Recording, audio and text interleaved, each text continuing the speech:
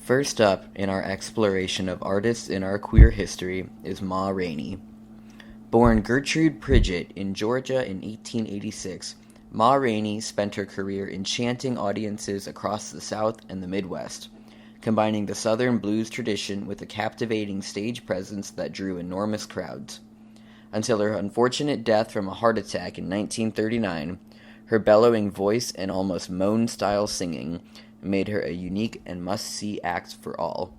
At the start of her career, Rainey was participating in a distressing form of entertainment known as minstrelsy shows, in which performers would engage in horrendous black stereotypes of animalization, brutishness, and even blackface.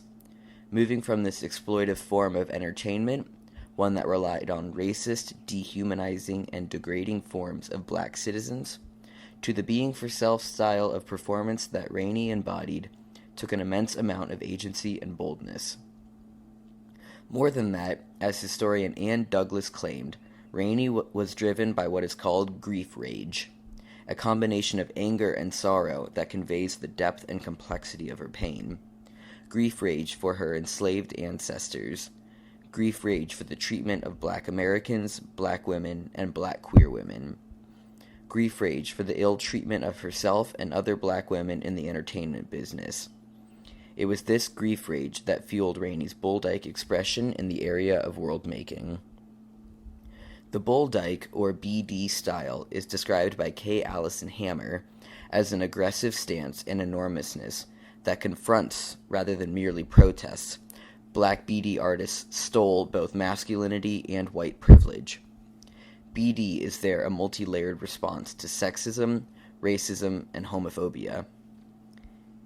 At its simplest form, the BD style that Rainey personified was a rejection of the racist and misogynistic oppression of black people and black women at the hands of white Americans and even black men. By taking up space, by expressing an agency and independence away from the white, masculine, domestic tyranny, Rainey was rejecting the societal pressures that had been placed on her for generations. But even more than that, even in its subtleties, there are signs of Rainey's queerness. Regardless of gender, there was an inherent masculinity to the blues. Rainey had a toughness about her.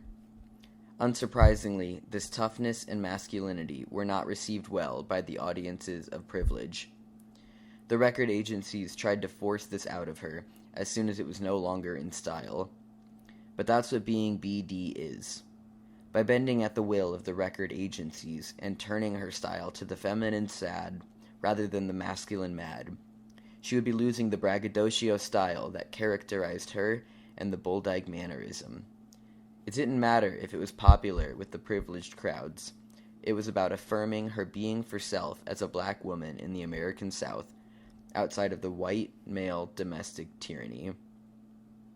Away from her personal style, her lyrics reflected many BD characteristics as well. This rejection of the masculine was crucial, even aside from any sort of queerness.